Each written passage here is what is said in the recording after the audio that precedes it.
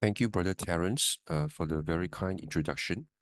And a very good morning, brothers and sisters in the Dhamma.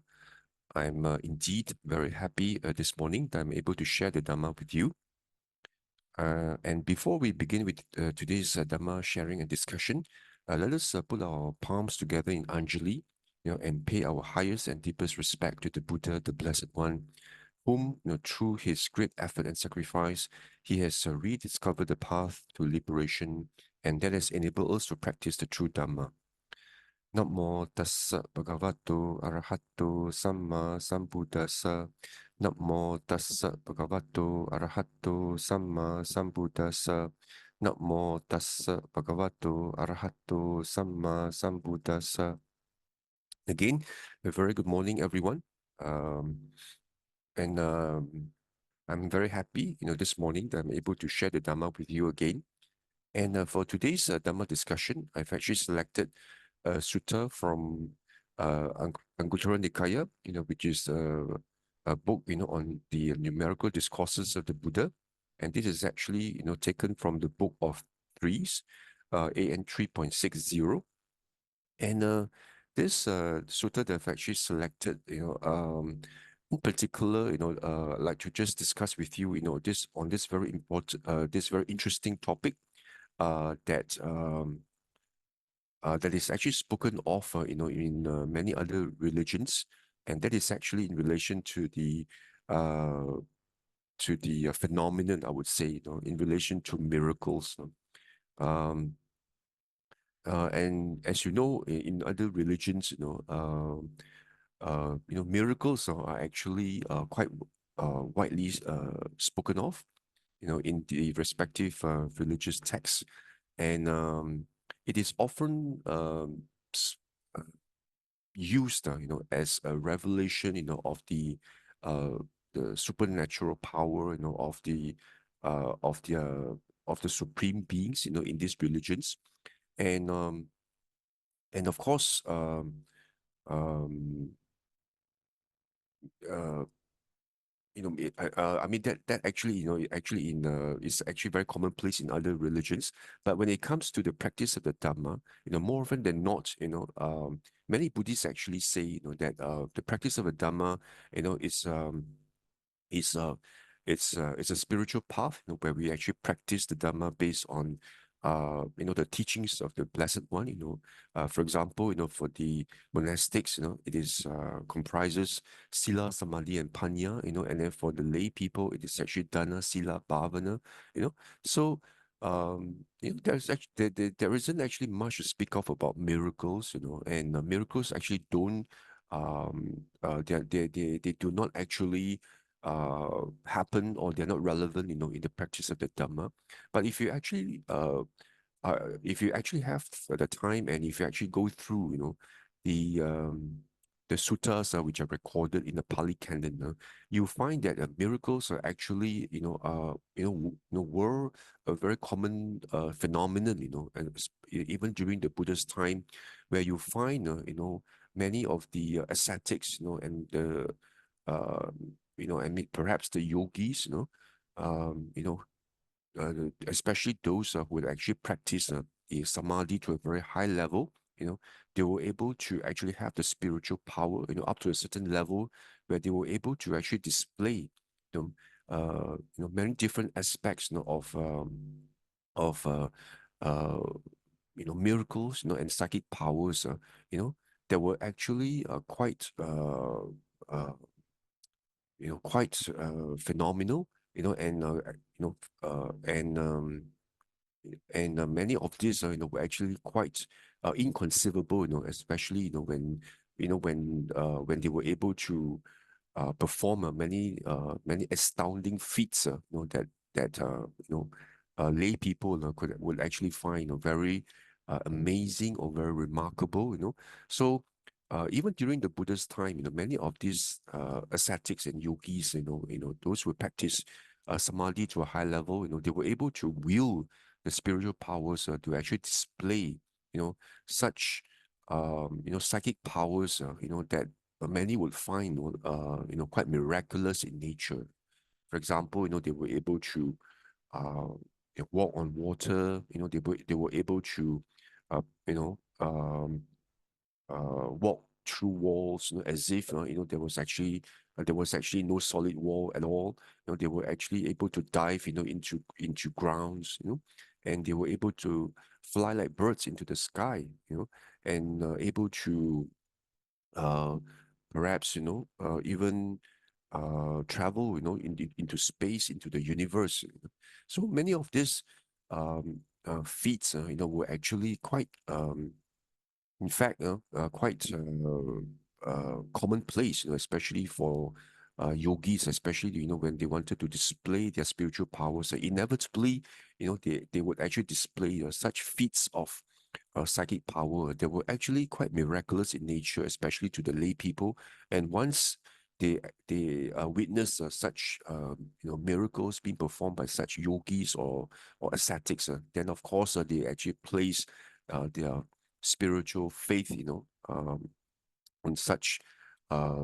yogis. You know? And of course, if you actually read the suttas in many on many instances on occasions, you know, lay people, did actually request the Buddha, the Blessed One, to actually display, spiritual powers, to actually demonstrate, the extent of the Buddha's,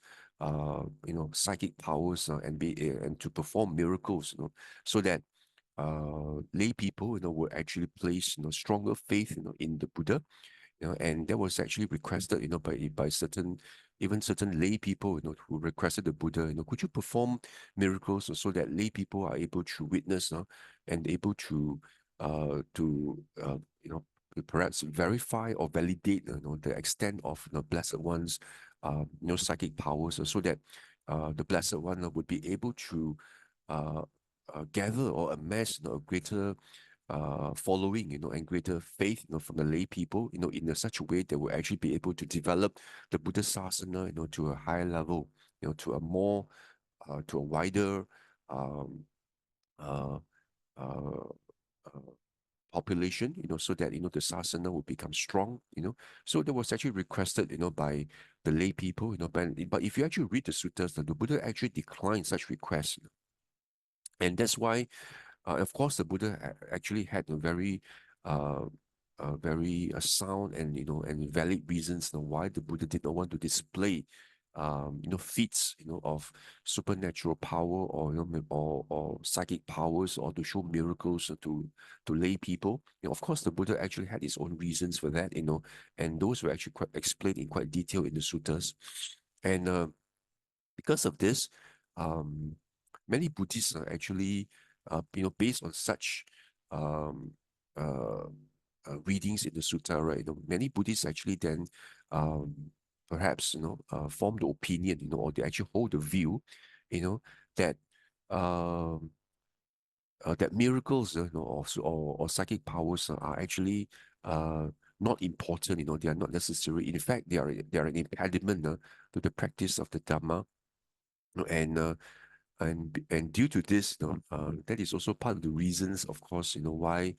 certain schools of Buddhism, have actually subscribed, to the idea, that samatha practice is actually not beneficial and not fruitful, and in fact, it is actually an impediment to the spiritual practice, because they actually hold the view that, oh, samatha practice, uh, the main motivation objective of actually practicing samatha, is because, it's to develop, you know, uh, high levels of samadhi or composure, such that, one is able to develop uh, remarkable psychic powers, that are able to perform miracles, and these do not conduce, to the um, to the ending, of samsara. Doesn't conduce to the uprooting of the defilements, to the kilesas. It doesn't actually conduce to the uprooting, of the asavas, of the ignorance. And these basically are just superfluous, not necessary. They are redundant. They are not actually part of the spiritual life. But the question now is that really the case, where miracles are not uh, they're not relevant to the Dhamma, and the Buddha actually, does not praise all miracles, Is that really the case, Is it true that the Buddha doesn't actually praise all miracles? So that is the question we actually need to answer, and investigate,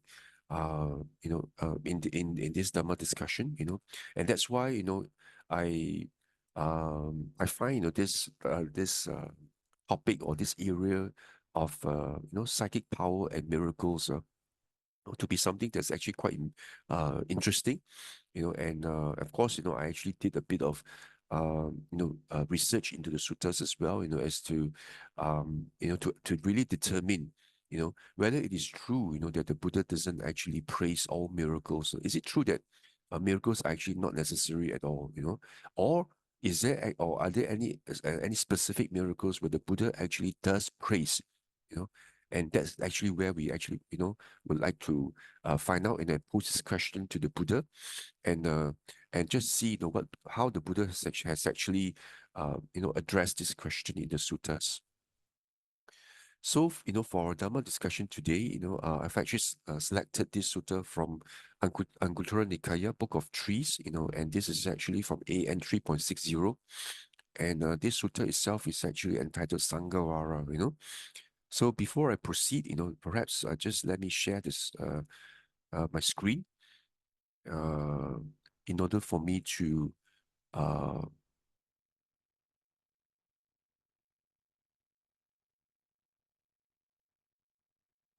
to actually discuss the suttas with you. Huh?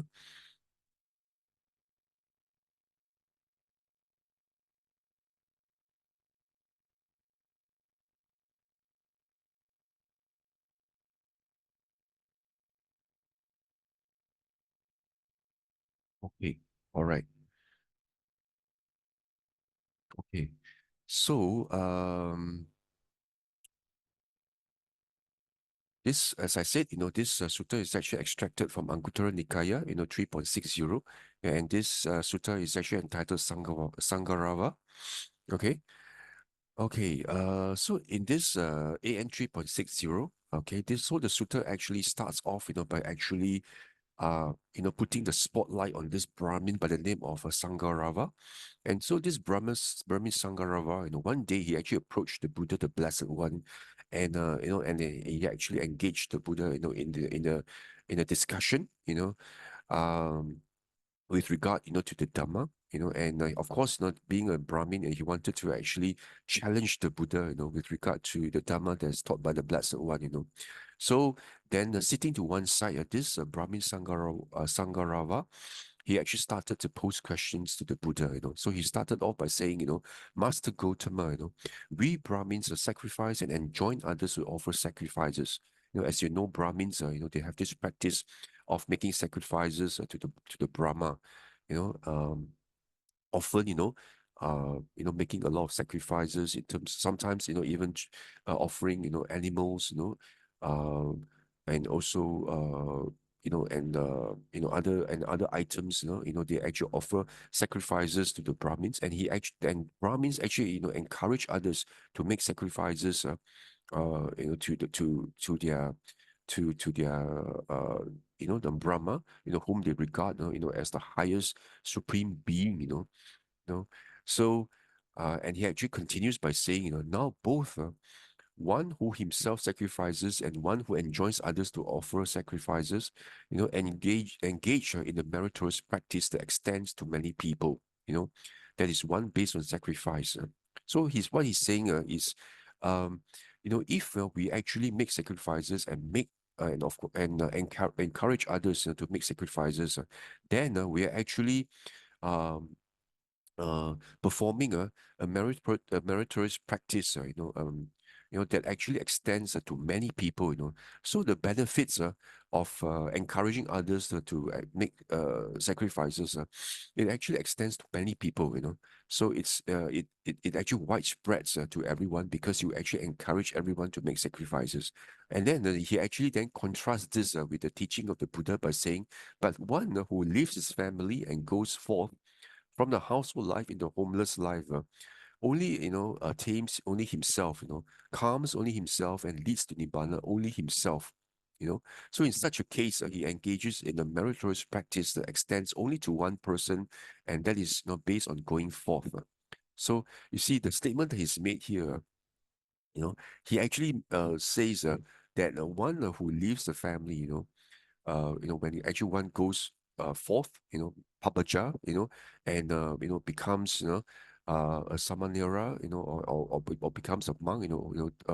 full-fledged bhikkhu, through upasampada, So one who leaves his family, he goes forth from a household life only for his own sake, what this Sangarava is saying that you go forth and become a monk, and practice under the teachings of the Buddha, so the objective of you going forth is actually very selfish. What he's saying, it's only for your own self benefit, and your own welfare that you actually practice the Dhamma to actually calm yourself, to have samadhi, to be able to uh, penetrate into the Dhamma, be able to develop, yatha bhuta yana dasana, be able to see things as they really are, practicing yoniso manasikara, by actually seeing um, uh, uh, sati sampajanya, able to actually the penetrate the Dhamma and be able to see the truth of Sankara by using wisdom. All these are what he's saying actually for your own self benefit only. You only practice, to uproot your own defilements. So that is actually very something that's actually very self-centered, something that's very selfish. So the statement that he's made here, is actually not uncommon, and is actually being such assertion has actually been made by many other schools, other than perhaps the early Buddhism, or perhaps the Theravada, school of Buddhism, you know. Uh, other than this, if you look at other certain teachings or certain sects of the Buddhism, they actually make this allegation, or perhaps assertion that what the Buddha or perhaps the teaching the practices which are actually practiced by perhaps the Theravada, or maybe the early Buddhism, so what you practice is actually very selfish. You only practice for your own self, and it doesn't actually benefit others.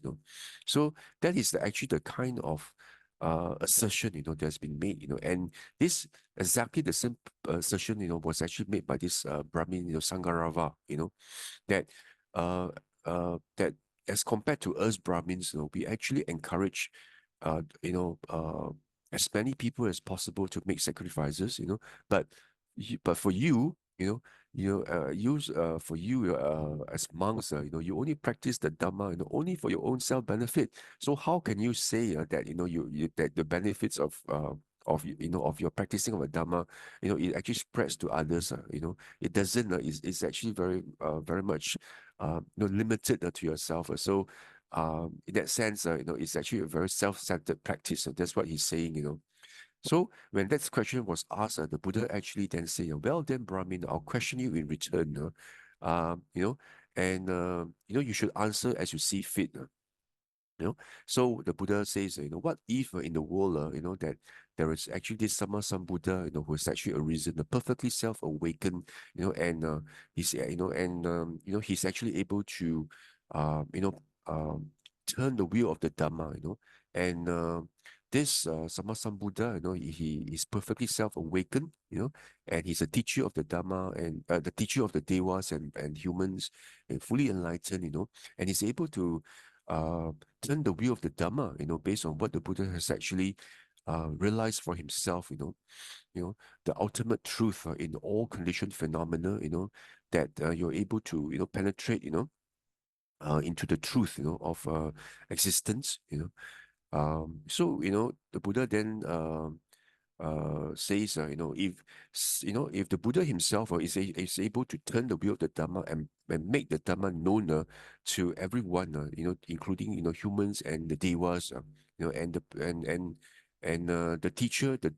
Sammasambuddha teaches the Dhamma, and because of this, the others practice, in accordance with the Dhamma as taught by the Blessed One. And because of this, there are many hundreds, many thousands, many hundreds of thousands who actually benefit through the practice of the Dhamma. They are able to penetrate, be able to see through to the Dhamma, and because of that, the Dhamma eye arises, and they're able to achieve various stages of enlightenment, from Sotapatti, one is able to eradicate the three lower fetters, in terms of Sakaya Ditti, in terms of Silabata Paramasa, in terms of doubts, in the Buddha Dhamma Sangha, So, if one is able to progress different stages of enlightenment, all the way to arahantship, through, by assiduously, and putting in, all the efforts, into actually practicing and following what the Buddha has actually taught. So the Buddha asked this Sangarava, what do you think, when this is the case, is that act of going forth, merit that extends to one person or to many people, So, then this Sangarava then says, oh, if that's the case, Master Gotama, this is a merit that extends to many people, and is actually based on papaja, based on going forth. So when this was said, Venerable Ananda, then said to this Brahmin, so of these two practices, which appeals to you more? More as being simpler and less harmful. That's what this Venerable Ananda actually asked this Brahmin Sankarava, But what do you think, which is actually simpler, and more and more fruitful, and less harmful, That's the question that this Venerable Ananda actually asked Sankarava, See, and the strange thing is when this Venerable Ananda asked this question to the Brahmin. He actually answered by saying, I consider Master Gotama and Master Ananda worthy of veneration and praise. It's rather strange, right? Because the question that Venerable Ananda asked this Sangarava is actually between the practice of offering sacrifices by the Brahmins as compared to the practice of of the Dhamma, as taught by the Blessed One, which one do you think is actually uh, more fruitful, and less harmful, between the two practices, you know? But instead of actually answering the question, he actually said, "Oh, I consider Master Gautama, and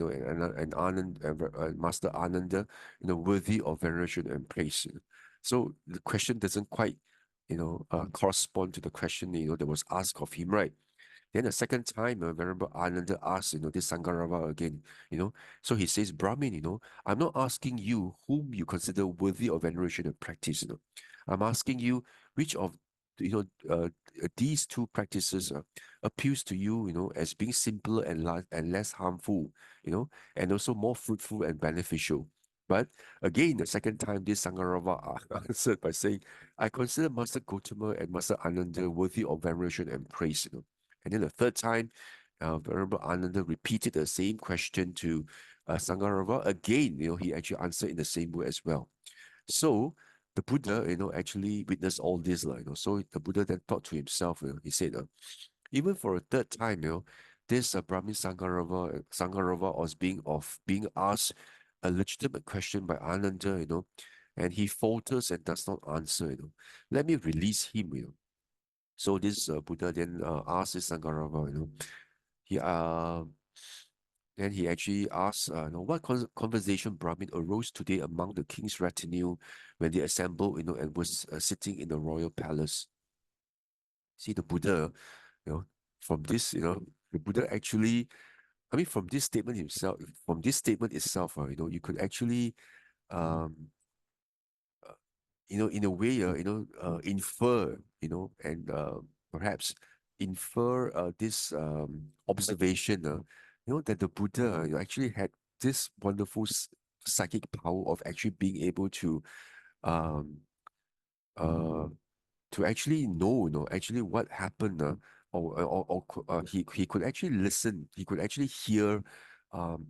what was actually discussed, among the king's retinue, when they were actually assembled in the royal palace, It's precisely because he knew what was discussed, he actually then wanted to bring this, this, this topic, topic of conversation, into the current discussion with Sangarava, right? Because if the Buddha had not known, the topic that was discussed in the royal palace among the king's retinue, at that time, if he could not actually hear and could not know through his psychic power what was discussed, he wouldn't have actually, asked these questions to Sangarava, right? So, and because he knew what was discussed and he knew that was relevant to this discussion, then he asked this question, what was discussed during the royal palace, See, so that actually again demonstrates the Buddha's um remarkable psychic powers was all that he was able to hear, what was actually being discussed, and he was, he knew precisely because of that that he actually bring this up, as a topic of discussion. So when this was asked, uh, uh, this Sangarava actually answered the conversation was this, Master Gautama, formerly there were fewer bhikkhus, but more who displayed superhuman wonders of psychic power or potency,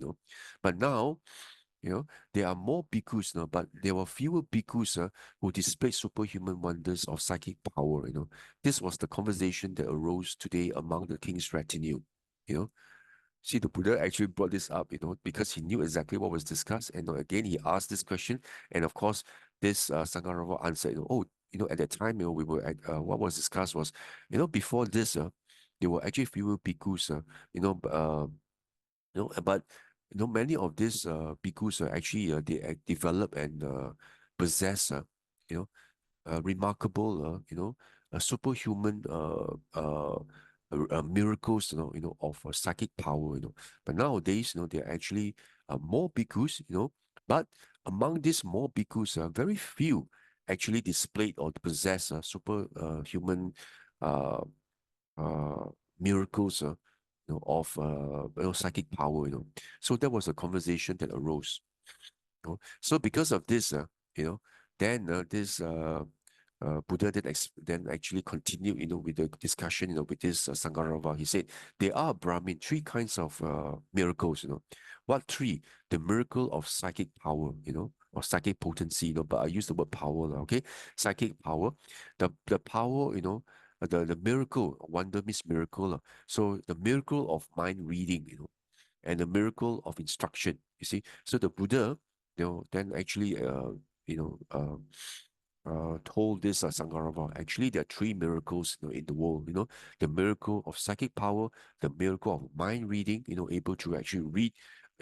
others' minds, able to be able to understand what actually goes on in the mind, whether the mind actually is actually tainted, by the loba dosa moha, whether it's actually, well composed, whether it's samadhi, whether it's actually distracted, whether it's constricted, So all these are, if you actually have psychic power, you're able to know, So the psychic power of mind reading and the psychic power, and the miracle, of instruction. So there are actually these three miracles, Then the Buddha continues, and what Brahmin is actually the miracle, or, of psychic power, okay, like what I actually, of course, the Buddha actually explains like what I actually mentioned earlier during the earlier part of my talk. Here is the Buddha says a bhikkhu, actually wields, or wields means actually possesses or holds various kinds of, uh, psychic power, So having been one, he becomes many. Having been many, he becomes one. It means he's able to actually, um, uh, this, that means divide himself into many, bodies. Means you can actually see many of the same monk. It's the same monk. But you see many, many, many monks. Of the same person. And and after becoming many, he becomes one again. So he then collapses himself into just one person. After dividing into many, into many bodies, then he appears and vanishes. Means you can see, you see the monk suddenly he just vanishes into thin air. He just disappears. You know, like you know like it's like a magic. Suddenly you see him, then he just disappears, and he just disappears, and then having been one, uh various kinds of and he appears and vanishes. Then he goes unhindered through a wall. Man means he can just walk through effortlessly into a brick wall. Like as though there was nothing. There was nothing in between. Him and the wall. He just goes through a wall. And he goes through a rampart, and he goes through a mountain as though space means that there's actually a huge mountain, but he's able to actually just pass through, and um just actually walk through the mountain as though the mountain, is actually empty, as though there's actually just space, and there's no mountain. He just able to walk through the mountain, and appears, on the other side of the mountain, and he actually dives in and out of earth, as though it was water. He's able to just dive, straight into the earth, into solid earth, and come out, from earth as though, it's like water, as though he's just doing, a dive into water, like diving into sea or diving into swimming pool, like as though it's just water, but actually solid ground, and he walks on water without sinking, as though it were earth, you know. So, this monk, he's able to develop such a high level of samadhi, level of composure, that he's able to develop such strong psychic powers, such powerful, remarkable psychic power, that he's able to just walk on water without even sinking, like as if the water were on earth, you know. So again, you can actually see it under many religious texts as well, um their teachers are being able to actually walk on earth, being able, like as though, or walk on lake or walk on water, as if it was actually earth. So you can see that also happening, in monks during the Buddhist time. They were actually highly developed, in samadhi. And so they were able to walk, on water, on lake, as if the lake was actually like solid earth. And they were able to be seated cross-legged, travels into space like a bird, with his hand, he's able to touch and stroke the moon and sun, so powerful and mighty. He exercises mastery with the body as far as the Brahma world. This is called the power of psychic power, psychic potency, psychic power. So, the Buddha continues, and what Brahmin is the wonder of mind reading, So the Buddha says, this is one who might, by means of some clue, he declares, your thought is thus,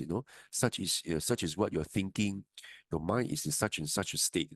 And even if he makes many declarations, exactly so and not otherwise. So the Buddha says, there are some people, who they actually develop this miracle of mind reading, And this is actually true of some clues, they're able to do this, and the other people, they do not actually read the mind through clues, but he is able to hear the sound of people, spirits or deities speaking to them, and declare your thought is as such, such is what you are thinking. Your mind is in such and such a state, So such people, this group of people, they are able to actually read the mind of others, because they are they can hear, sound of made or by other spirits and deities. They're able to actually hear, what uh perhaps the devas or some spirits actually tell them, and because of this, they're able to actually read the minds of others, So nowadays, I mean, you can still find such, people, even during such time, after such, many thousands of years after the Buddha's time, we find that there are actually still many people, who have this um remarkable ability to be able to hear, what the deities tell them, especially, um in some temples, there are actually some mediums, or they are able to get into trance. These are the real mediums, not the those uh, you know f- fake mediums, but there may be some real mediums, especially in some Buddhist countries. They are able to actually go into this samadhi, able to go into a high level of trance, of concentration, or even composure. They're actually able to listen, to actually uh, develop a same level of frequency or wavelength, with devas or other spirits. They're able to have conversations with the devas, and because of that, they're able to uh, perhaps solve a lot of questions that lay people actually have, or difficulties, like perhaps they couldn't find certain people, or their valuables are actually lost, on whether they are able to, or whether they should actually look for or accept a new job, all this. So these mediums, they're able to then consult such deities, and the deities and the spirits are able to then advise, these mediums accordingly. Perhaps these mediums, maybe they may have certain karmic affinities with such devas, or spirits, that these devas and spirits are able to advise the mediums, or and uh, and uh, and help them to resolve the issues that the lay people have. Like perhaps where their valuables have actually been lost. Whether they have been stolen. Or what course of actions they should do. In order to, for their own welfare and benefit. So so. Um, so such people, they're able to have uh, you know to develop the level of perhaps frequency with the deities, are able to hear what the devas or spirits actually are speaking, and because of this, the devas, could actually tell these people who have this ability, in terms of what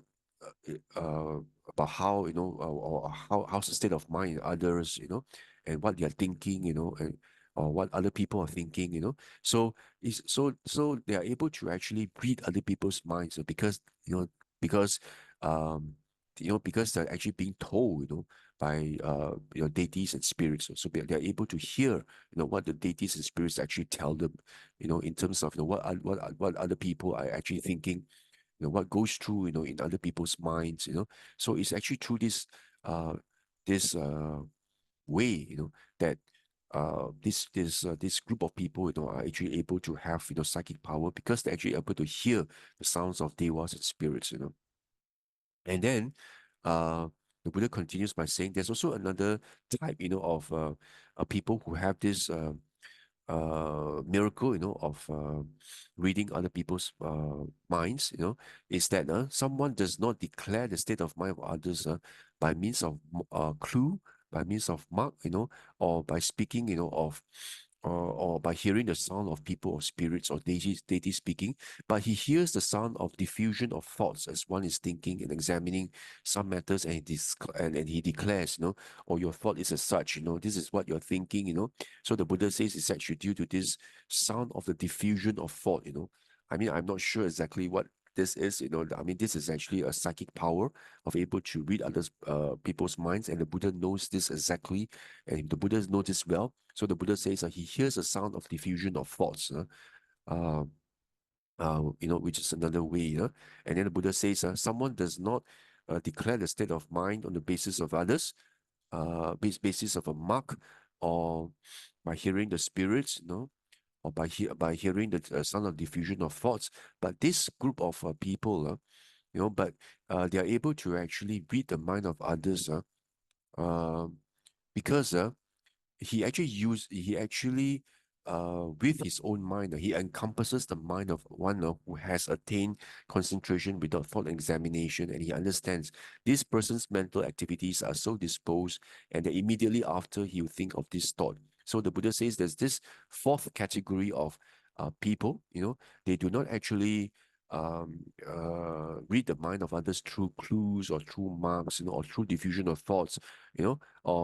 or by encompassing the mind of or using his mind to encompass, to encompass his mind on other people's minds, and and reading the mind through these ways. But the Buddha says uh, uh for this group of people, this group of people who have this psychic power, he's able to actually encompass his mind, on others. Because of this, so he's actually able to read the minds of others. So the Buddha actually raises four types, of people who actually possess, this psychic power of reading the minds of others. So, through clues, through marks,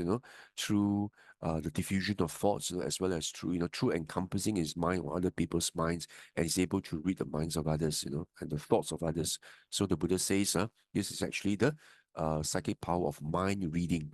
Just now was actually the miracle of psychic power. Now it's a miracle of mind reading. And then the Buddha then continues by saying, there's actually a third type of miracle. And what is this? So the Buddha says, Brahmin, there is this miracle of instruction. So, and what Brahmin is the miracle of instruction. Here, someone instructs others. Think in this way and not in that way. Attend to this and not to that. Abandon this and enter and dwell in that. This is called the wonder of instruction. So the Buddha then says, there is this third type of miracle, there's actually a miracle of instruction. So if you are able to actually um, teach, and guide uh, others, in respect of the teaching, in relation to, what should actually be practiced, what should actually be developed, what should actually be understood, and what is the path that you should actually practice, to actually develop the spiritual qualities, the wholesome qualities, and what you should actually avoid, in order to ensure, that you do not actually suffer, because of the consequences of your unwholesome deeds by body, speech, and mind. How you should actually um,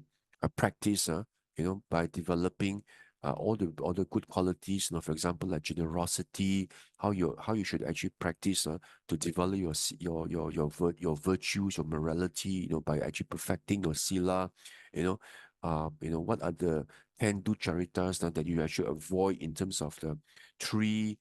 by body, 4 by speech, and 3 by mind, and how you should actually practice, the 8 precepts, on Opusata days, and on top of that, you should just not be satisfied with just practicing dana and sila, but you should continue, to practice, bhavana, by actually by developing wholesome qualities and avoiding unwholesome qualities, and how you should actually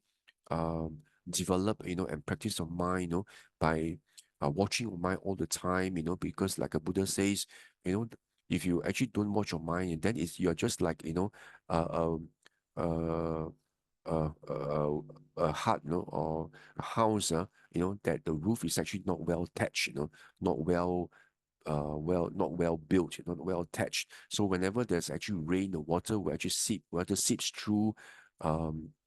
seeps through the roof, and it actually then seeps into the wall. The wall becomes soggy. The roof, the soil the ground becomes soggy. Everything becomes soggy. So that's why the Buddha says watching the mind is very important. How you should develop it, how you should actually, uh, be aware. What actually arises in your mind. Through Chitta Nupassana.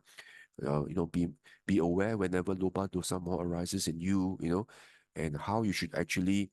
uh, use this loba dosa moha, as the fertilizer, for the tree of wisdom to grow, you know, by watching your mind, and also by actually contemplating the 5 aggregates through the 6 sense doors. Because once your mind is anchored, once your mindfulness is anchored, into always, observing what happens in your mind, then you're able to actually also be able to understand how the your mind reacts to the 6 sense objects to come into the 6 sense bases. And with this, you actually then contemplate the 5 aggregates. Remember, all the Dhamma talks have been actually given before in terms of how you should actually uh, uh, uh, uh, contemplate the 5 aggregates through the 6 sense doors, and then by actually ensuring, by actually um, watching your mind, and guarding your mind all the time, in terms of how it reacts, So if you're able to actually instruct others in terms of how, you should practice a spiritual path as what the Buddha has actually taught, then you actually have this miracle of instruction. So the Buddha says, these Brahmins are the three kinds of wonders. Of these three wonders, which appeals you as the most excellent and sublime? You know, so then Sangarava actually responds by saying, amongst these, Master Gautama, when someone performs this miracle of psychic power, which means if he displays all this psychic power in terms of diving into the ground or walking through mountains, walking through wall, or diving into transforming yourself into many bodies and becoming one again, traveling into the universe, stroking the sun and the moon with your arms, and and able to hear, the sound of devas, speaking to you, sound of spirits, and you can hear, you know, conversations that were made far, far away. All these are this Sangarava says, this miracle of displaying all this psychic power, he says, seems to me like a magic trick, you know, so uh, again, he says, actually, yeah, all these psychic powers are wonderful, but actually, it's just to me, it's just like a magic trick. Then again, he says, Master Gautama, when someone performs, the miracle of actually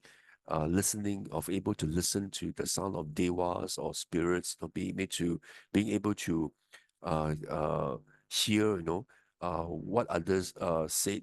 you know, even sometimes even far away, So, uh, uh, and because of this, he's able to um yeah, and and because of this, he's actually able to um what actually has been spoken, and what this Sangarava says, so all these actually seem like a magic trick, And on top of that, so he actually tells Master this Buddha, he says, Master Gautama, even when someone is able to actually listen, you know, and be able to read other people's minds, he's able to actually observe, what goes on in other people's minds, whether by clue or by listening to the sound of spirits, and he's able to hear through the diffusion of thoughts, and he's actually able to examine, the mind of others by encompassing his mind onto others. So this Sangarava says, even if you are able to read the mind of others through these four means, right? This miracle to me is just like a magical trick, So, um, so what Sangarava is saying, that even if you have these miracle powers of able to do all these miraculous actions, which are actually deemed quite remarkable, inconceivable by others, or if you're able to read, uh, to actually listen to the devas and spirits, and you're able to actually, because of this, you're able to read the mind of, to know what goes on in other people's minds, or you're able to actually read other people's minds through clues, or through diffusion of thoughts, or you're able to encompass your mind, onto other people's minds, and because of this, you're able to actually uh read, other people's minds and know, what they are thinking. Even that, the Buddha, this Sangarava says, this is just like a magical trick to me, But then he says, but Master Gautama, when someone performs this wonder by which he instructs others, think in this way and not in that way, attend to this and not to that, abandon this, and enter and dwell in that. And this wonder appeals to me as most excellent and sublime of those three powers, So what he actually tells the Buddha is that, you know, so of this three uh miracles, he actually does not think highly of miracles of psychic power or miracles of reading the minds of others, through listening, to able to listen to what the deities or spirits actually speak to them, or be able to read the minds of others through clues or marks, or through diffusion of thoughts, or through, or even um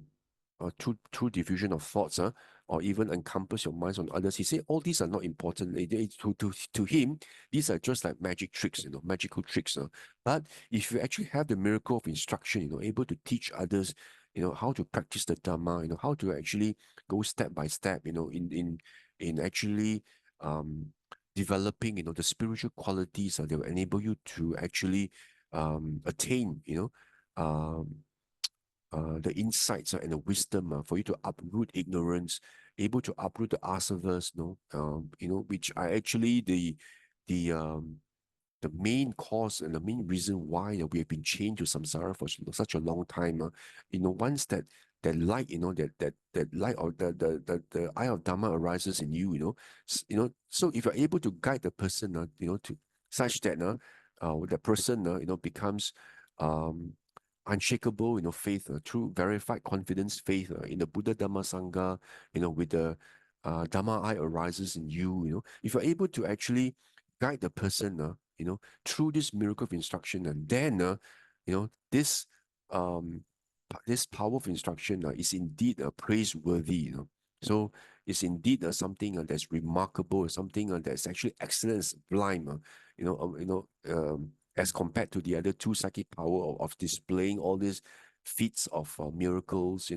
of able to read people's minds, So what Sangarava is saying, these two are not important, but what is most important is actually if you're able to instruct and guide others in the teachings, uh, uh, and in actually following a teaching, so this Sangarava says that is actually something that appeals to me most, and most excellent and sublime, you know. So then this Sangarava continues by saying, "It's astounding, amazing, Master Gautama, how well this has been stated by uh, Master Gautama, and of course, this Sangarava says, we consider Master Gautama to be one who can perform these three wonders, because uh, he actually praises the Buddha by saying, yeah, Master Gautama, I understand that you have these three psychic powers, able to able to display a lot of these miracles, like what was mentioned in terms of all these remarkable feats, lah, like diving through into the ground and walking through mountains or walls, walking on lake as if it was on earth and all this. So and the Buddha was able to read, the minds of others, um, you know, um, and also the Buddha, actually has this miracle, of instruction, as you're able to teach, the monks, as well as lay people, in terms of what should be practiced, what should be cultivated, what should be developed, So you should attend to this, and you should develop this, and and you should abandon this, and you should actually um you should not dwell in that. So this Sangarava says, oh, Master Gautama, you actually have these three wonderful miracles. Then the Buddha, of course, then says, surely Brahmin, your words are prying and intrusive, but nevertheless, I'll answer you, then of course the Buddha affirms what Sangarava says, uh, that actually he has this three powers of miracles. So the Buddha affirms, yes, I do have these three, powers, of miracles. That I have these three miracles, that I am able to display, in terms of, in terms of the psychic powers. So the Buddha then affirms, yes, indeed, I have these psychic powers that, that I'm able to display these three miracles. Um, then this Sangarava says, but Master Gautama, is there even one other bhikkhu apart from Master Gautama who can perform these three wonders? So what this Brahmin actually asked the Buddha is, other than yourself, Master Gautama, is there even one other bhikkhu, who actually has these three miracles, these three wonders, Then the Buddha says, this is just not 100, 200, 300, 400, or 500 bhikkhus, uh, there's not just this, there's not just this 100, 200, 300, 400, or 500 bhikkhus, but even more who can perform these three miracles, you know. Then this Brahmin asks, but where are those bhikkhus presently dwelling? The Buddha says, right here, Brahmin, in this sangha of bhikkhus, that you find, there's so many of the monks, or who actually will and possess, these three miracles of psychic power. So you can imagine, how how strong, and um how remarkable, the sangha, that the Buddha has actually developed, and has actually developed this sangha of bhikkhus, that's actually so strong, such so well developed spiritually, so remarkable, that there are many monks in this sangha of bhikkhus, who actually will and possess these three miracles of psychic power, in terms of displaying the psychic powers, able to read the minds of others, and able to have this miracle of instruction, So the Buddha affirms this. Then this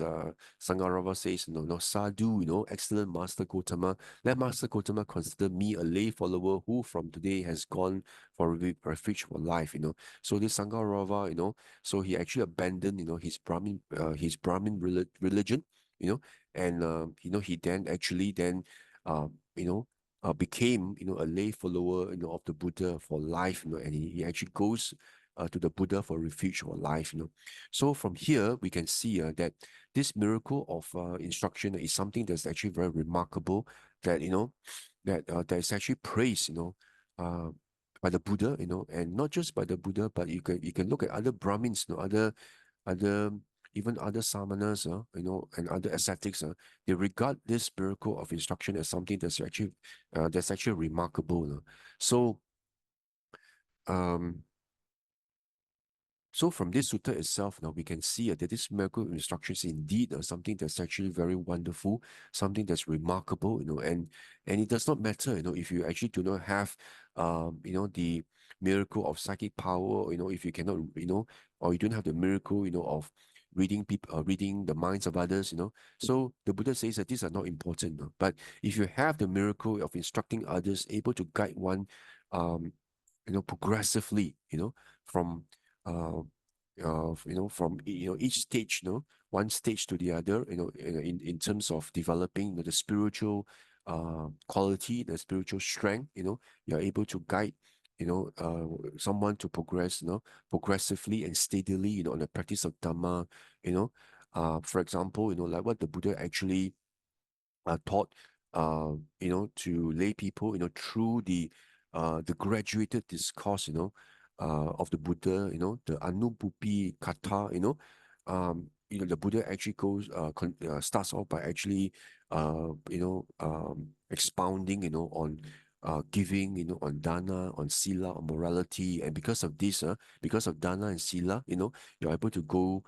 to the heavens, to all the Sugati Bhumi, and because of this, you're able to enjoy a lot of sensual pleasure. Then the Buddha then talks about the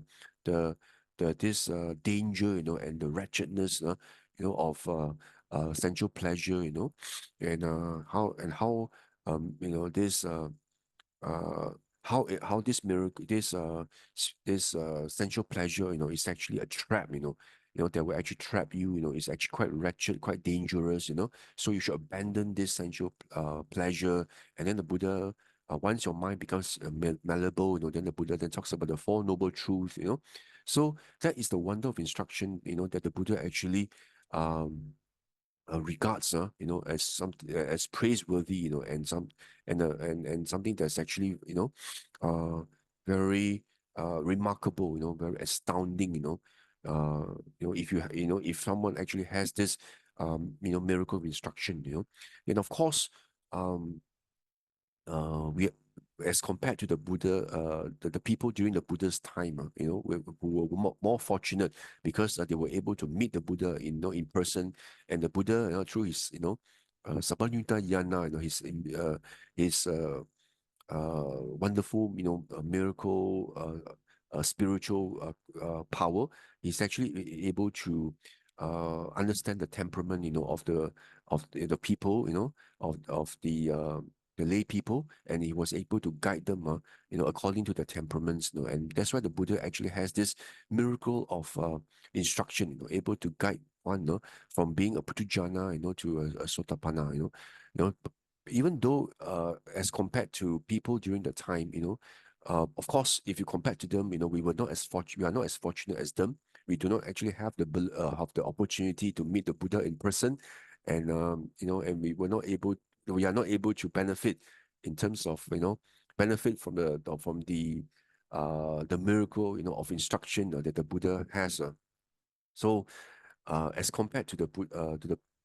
people during the Buddha's time, we are not as fortunate, but of course, do not actually be discouraged or disheartened, that we are not able to meet the Buddha. But if you, but the Buddha's wonderful, and pristine teachings, of the Dhamma, still continue until now, and they are actually preserved in the suttas, in the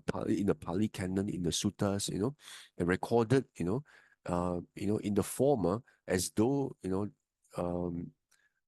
if you actually read what the Buddha has actually taught in the suttas, it's as though you were sitting next to the Buddha during the Buddha's time, and it's as if you're listening to all the discourses, that the Buddha had actually developed, had actually delivered, to the people, during the Buddha's time. So we find that all these are actually being um, still being enshrined, in the suttas and still preserved, until this time, even though it's been more like 2,600 years ago, um, since, the Buddha actually, uh, you know, and able to and taught the Dhamma, from the time when the Buddha first, taught the Dhamma Chakkappavatana Sutta, until now, so all these suttas are still actually being, in a way, enshrined, and being actually, being preserved, in the suttas. So the suttas are themselves, a source, of the actual and the pristine teachings, as taught by the Blessed One, and so, even, and that's where the suttas actually have this miracle of instruction, So if so, I would encourage everyone, to actually read the suttas, and once you're able to read the suttas, the suttas are themselves actually have this miracle of instruction, and if you're able to read it, you know, consistently, and then assiduously, you will find the the entire, or the complete, spiritual path as taught by the Blessed One, in order for us to eradicate, you know, all the kilesas and all the defilements, and for us to actually penetrate, and have a glimpse of Nibbana through understanding the Four Noble Truths. It's all exactly all enshrined, in the suttas, So the onus, and the responsibility is actually on us, for us to read the suttas, and understand, and always remember, what the Buddha actually mentioned in the four great references, in terms of whatever teaching that we have actually heard, from teachers, or from even from monks, whom will have been regarded as well practiced, or very well respected, or or very knowledgeable, even if you actually hear such teachings from such highly regarded, teachers, or even monks, the Buddha says it's important that you actually um, uh, hear, or whatever that you hear, the Buddha says that do not actually reject or do not accept, but um, make sure, you actually bring this,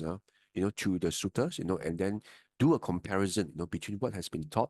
and what the sutta, or what is recorded in the suttas, or what has been taught by the Blessed One, and do a comparison whether it's actually in line, or whether it's consistent, or whether it's aligned with what the Buddha has actually taught as recorded in the suttas. If it is aligned, yes, then you know that what has been taught is actually true, and what and in line with what the Buddha has actually taught, and therefore you should actually keep and maintain such teachings. But if upon comparison you find that there's actually disparity or inconsistency, or sometimes even uh, um, blatant differences between what has been taught by this teacher, as compared to what the Buddha has actually taught, or as recorded in the suttas, then you should actually then abandon such teachings, and just disregard them. So that's the advice that the Buddha has actually given us, in the four great references. So I would encourage you to to actually um, um, take heed, of what the Buddha has actually, taught, and actually reminded us, that it's our responsibility, to actually then understand the Buddha's teaching, at a very much deeper, profound level, and not just as a superficial level, where you just actually just quote the Four Noble Truths and whatnot, right? Just quote it very superficially, but you should actually make sure you understand, and and be able to fathom, the Four Noble Truths at a very deep, profound level, such that now, you're able to have the insights, into the Four Noble Truths, instead of, in relation to, the truth about, the unsatisfactoriness of, existence,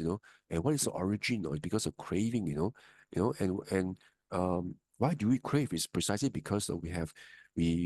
this wrong view, about existence having a self, permanent, unchanging self, when in actual fact, everything is actually non-self, anatta, and and and and also in terms of how and also understand about cessation of the Four Noble Truth, in terms of how this craving can be uprooted, and of course, the Noble Eightfold Path that will actually, for to enable us to develop the spiritual qualities in order for us to uproot craving, in order for us to attain um everlasting happiness, by achieving nibbana or attaining nibbana. So um I would actually encourage you, to actually read the suttas, and the suttas are such a wonderful reference. It's like every sutta you read, it's so interesting, because you may just find something that that you have never read before, or never come across before, or you may even come across a different perspective of the Dhamma that what the Buddha has taught, that may just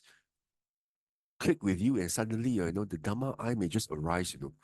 Once you contemplate, the Dhamma eyes may just arise. So it only takes reading of one simple passage, that you may become a sotapanna, So you need, that's why you need to actually read the suttas, consistently, because every sutta is different, and that's what makes it so exciting to read the suttas, So for me, whenever I read the sutta, I always want to, you know, read it, and then, and I try to see the different perspectives of the Dhamma, and then, and it actually also enhances my confidence in the teachings of the Buddha, because I find every single sutta somehow they interweave, and very beautifully, like a jigsaw puzzle, that falls into place, that the whole Dhamma itself is so consistent, that's why the Buddha says the Dhamma is so beautiful in the beginning, beautiful in the middle, and beautiful at the end, because everything is um so consistently wonderful, I would say, that they all seem to interweave, so perfectly, so impeccably, I would say, that you find this whole sutta, this whole um the sutta itself, and I know you find that there's actually only one theme, that runs through, the entire suttas, in terms, which is actually the ending of dukkha, the ending of dukkha itself, is actually the common theme, and you find that all these suttas are actually, they come together, the ingredients that come together that actually can make you see, how this whole path of practice is possible. you know, through, the cultivation of the different aspects that the Buddha has taught, and which are all encapsulated under the Noble Eightfold Path. You actually see how wonderful it is, the Buddha actually teaches us, from like what I described, in my Dhamma talks before, for example, dana itself, how you should practice, then, um, and not just do dana but don't observe your sila, then you might just end up being a pet dog, a pet cat, and all this, but then if you practice sila but don't do dana, then you lose out, in terms of all the the ayuvano sukang balang, in terms of your beauty, in terms of your authority, in terms of being able to have the requisites in life, and also you're less beautiful, you're less, perhaps your authority is less, even when you're a dewa, your the sphere of your influence is actually less compared to someone who does dana. So that's why dana sila, are important, But then the Buddha says, do not just stop short, at dana sila, like what Buddha actually told Anathapindika in this Anguttara Nikaya. Do not just stop short at just doing dana, and just, observing your sila, You must actually practice, the bhavana itself, until you actually are able to experience rapture, and piti and sukha, rapture and joy, when you actually do, able to go into the jhanas, you'll be able to actually contemplate, through, Yoniso Manasikara, to develop this sati sampajanya, are able to actually, you know, to actually to break through into the Dhamma and able to see, the underlying true nature of existence, and with that, you're able to penetrate into the Dhamma and become and attain Sotapatti, And with that, the Buddha says the suffering you have is just like the sand in your fingernail compared to the earth, You only have up to 7 lives, and these 7 lives also, they are humans and devas, and the woeful plains are closed off for you, You do not, you're incapable, of committing any crime or any unwholesome deeds that may actually result in you falling to woeful plains. How wonderful is that? The Buddha says, even if you become a universal monarch, you become the king of the world, or a newly throned king, actually has got authority over many vast land, many countries. The Buddha says that is not even worth a 1/16 of achieving Sotapatti, That is how wonderful, achieving Sotapatti is. That's why I would say, you know, practice, first of all, when you when to ensure you practice in accordance with Dhamma, you need to actually understand the Dhamma. I will encourage you to read the suttas, start off by reading the suttas, and that's where, the miracle of instruction, it lies, embedded within the suttas, If you take the trouble, take the effort to read, the miracle of instruction, will actually manifest right in front of yourself, right in front of you, you're able to benefit from this miracle of instruction, just by reading the suttas. The suttas are a miracle, I would say. The miracle of instruction, is actually wielded and possessed by the suttas. What it takes for you to actually unlock this miracle of instruction is by you making the effort to just turn to the first page of the suttas and start reading, If you do not even make that effort, then I would say you would have actually have lost out, you know, in the miracle of instruction that what the Buddha has taught. You would have actually lost the key to open the treasure, of the miracle of instruction, and because of that, if you don't actually read and understand the true Dhamma taught by the Buddha, then you would have actually lost the chance, of actually becoming, of becoming an Arya or becoming a Sotapanna, and because of that, your life would have actually been in vain as a human being, when the Buddha Sasana is still strong, but you don't actually make the trouble to actually get to know read the suttas, or understand the true teachings of the Dhamma, but instead you just go around asking others, listening to the teachings of others, and you don't actually verify this, based on suttas, and you may just end up, you know, walking the wrong path, achieving the Micha Ditti, And because of that, it's actually Micha Samadhi, all the way to wrong liberation and all this, and because, you actually walk on the wrong path, by just believing what other teachers teach you, whether monks or lay people, they teach you, on the wrong path, which is not accordance with the sutta, and therefore, you go astray, and you actually take a path that's actually divergent or off tangent, from what